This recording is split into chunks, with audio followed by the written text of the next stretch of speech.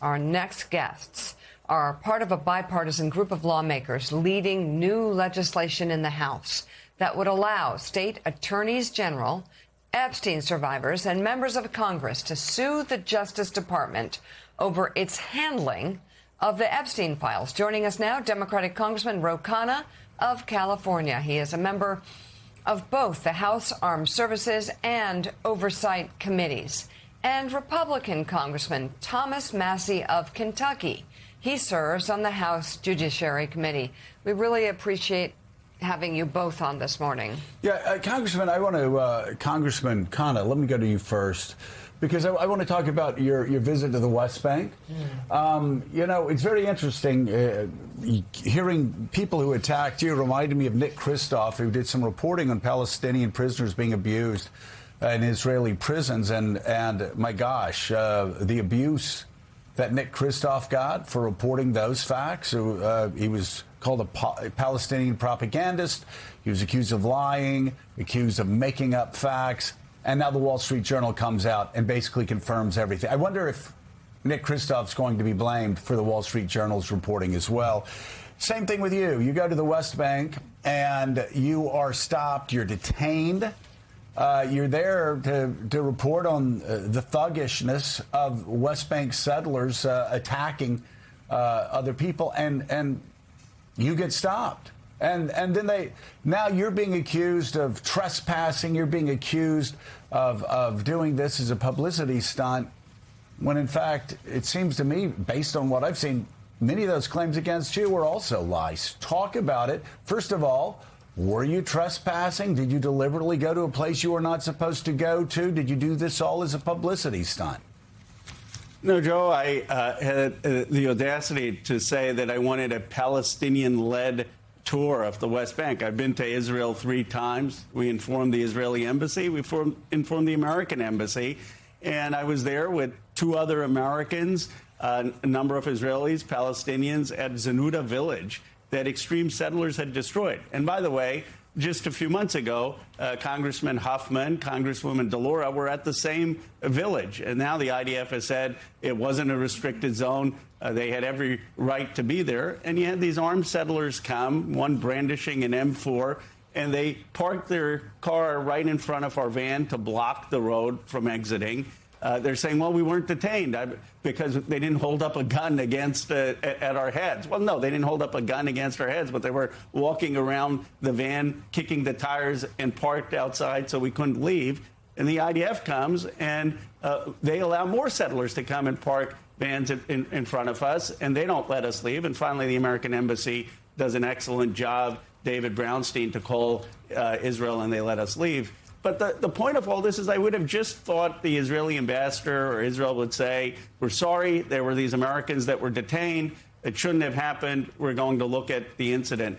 Instead, they have gone totally on the defensive. But I hope this allows me to tell the stories of actually Palestinians. And just one more point on this, Joe, because you pointed this out. In Beit Sahor, that's a Christian-majority town. The Palestinians there don't have water. They don't have enough water to flush their toilets or to wash their clothes. And there was an American who wanted to actually have a play, The Passion of Christ, there. And they're not allowing him to do that because of the settlers.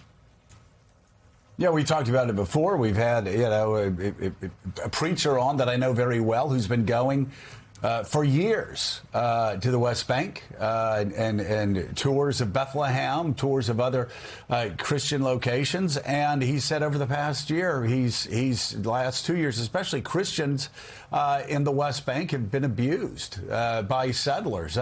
Their crops have been destroyed. They've marched. They've been intimidated. It's nonstop. And I talk about Christians specifically because I wonder where all of these so-called religious freedom people are when it comes to what's happening in the West Bank. They are suddenly silent. Hey, Thomas Massie, I want to talk about a vote yesterday in the House.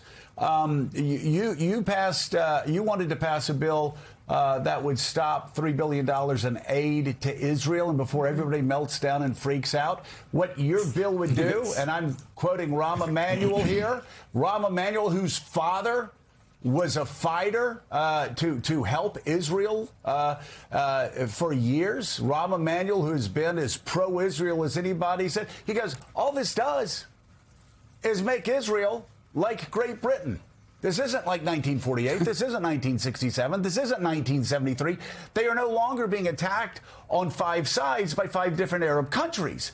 He said we need to cut the welfare and treat them like Great Britain, treat them like France, treat them like our other allies. Talk about that, if you agree with Rahm, and then tell us what happened yesterday with the vote. Sure. You know, Israel's the most prosperous nation in the Middle East, and their debt to GDP ratio is much better than ours, yet they're the biggest welfare recipient of the United States in foreign aid. And I don't specifically pick on Israel. I also offered amendments to defund the foreign aid to Jordan and the foreign aid to Egypt. And I've done that over the years, but I think this is particularly acute now because Israel, I believe, is committing genocide with the offensive weapons that we've been giving them. And what my amendment would have done is it would have defunded the offensive weapons, not the Iron Dome, but the weapons that they've used on Lebanon and Gaza and even inside of their own borders. And so, you know, I was the only Republican, although we're supposed to be fiscal hawks, I was the only Republican to say that, you know, yes, we need to not send American tax dollars overseas. Yet I got over half of the Democrat caucus, including Ro Khanna, who has helped lead some of these things with me, to vote for this amendment. And I think it's a sign of shifting perceptions, not just among Americans, but also among their elected leaders here in Washington, D.C. Gentlemen, we're going to talk about the bill that you introduced yesterday, the Epstein Files Transparency Act 2.0, in just a second. But while I have you here, Congressman Massey, the president's going to be making a speech to the nation tonight in which he's going to outline alleged fraud in the 2020 election. We had Jay Clayton, who wants to be the new DNI, up in the Senate yesterday, incapable of saying that Joe Biden won the election in 2020. Has the president just convinced himself that he won the election, even though he knows that he didn't? There's no evidence there. And why does he keep going back to this? You know, we're pushing the SAVE Act, Republicans are, which would require ID to vote and to be an American citizen. And I support that. But I don't think the problem, you know, is that our elections aren't secure because we control the House, we control the Senate, we control the White House, and in some degree we control the Supreme Court. So I asked my Republican colleagues, why are you complaining about election fraud? We won all the damn elections. The fraud that's going on is we're not holding ourselves to the promises that we made of fiscal responsibility, putting America first, making America healthy. The problem is we're wasting the opportunity that we were given in these elections, that we won, all of them.